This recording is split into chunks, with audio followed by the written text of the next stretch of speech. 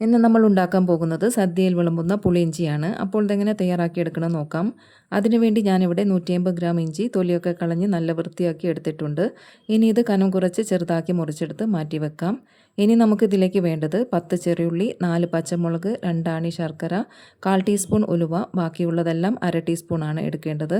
കറുത്തെള്ള്, നല്ല ജീരകം, അരി, കടുക് ഇതെല്ലാം വറുക്കാൻ ആവശ്യമുള്ളതാണ്. ഒരു ചെറുനാരങ്ങ വലുപ്പത്തിൽ പുളിയെടുത്ത് ചൂടുവെള്ളത്തിൽ കുതിർത്ത് വെക്കുക. അലിഞ്ഞ ശേഷം പിഴിഞ്ഞ് അരിച്ചെടുത്ത് അതിലേക്ക് 1/2 ഗ്ലാസ് വെള്ളമൊഴിച്ച് മാറ്റി വെക്കുക. ഇനി തീ കുറച്ച് എടുത്ത് വെച്ചതെല്ലാം പാനിലേക്കിട്ട് ബ്രൗൺ നിറമാകുന്നത് വരെ വറുത്തെടുത്ത് തണിഞ്ഞതിന് ശേഷം പൊടിച്ചെടുക്കാം. ശർക്കരപ്പാനി ഉണ്ടാക്കാൻ വേണ്ടി 1/2 കപ്പ് വെള്ളമൊഴിച്ച് പാനിയാക്കി അരിച്ചെടുത്ത് മാറ്റി വെക്കാം. ഇനി പാനിലേക്ക് വെളിച്ചെണ്ണ ഒഴിച്ച് ചൂടാകുമ്പോൾ അരിഞ്ഞു വെച്ച ഇഞ്ചിയിട്ട് ബ്രൗൺ നിറമാകുന്നത് വരെ ഒന്ന് മൂപ്പിച്ചെടുത്ത് മാറ്റി വെക്കാം. ഇനി വറുക്കാനെടുത്ത അതേ എണ്ണയിലേക്ക് തന്നെ ചെറിയുള്ളി, പച്ചമുളക് ഇവ രണ്ടും ഗോൾഡൻ നിറമാകുന്നത് വരെ ഒന്ന് വഴറ്റിയെടുക്കുക. അതിനുശേഷം ഫ്ലെയിം കുറച്ച് പൊടികൾ ചേർത്ത് കൊടുക്കാം. 1/2 ടീസ്പൂൺ മുളക് പൊടി, 1/4 ടീസ്പൂൺ മഞ്ഞൾപ്പൊടി, 1/2 ടീസ്പൂൺ മല്ലിപ്പൊടി ഇതെല്ലാം ചേർത്ത് പച്ചച്ചൊയ മാറി വരുന്നത് വരെ ഒന്ന് ഇളക്കി കൊടുക്കുക.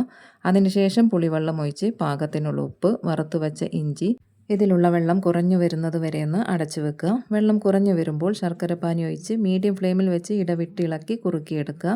കുറുകി വരുന്ന സമയത്ത് ഫ്ലെയിം കുറച്ച് വറുത്ത് വെച്ച പൊടി ഇതിലേക്ക് കുറച്ച് ചേർത്ത് നല്ലതുപോലെ ഒന്ന് ഇളക്കി യോജിപ്പിച്ചെടുത്താൽ പുളിയിഞ്ചി റെഡി.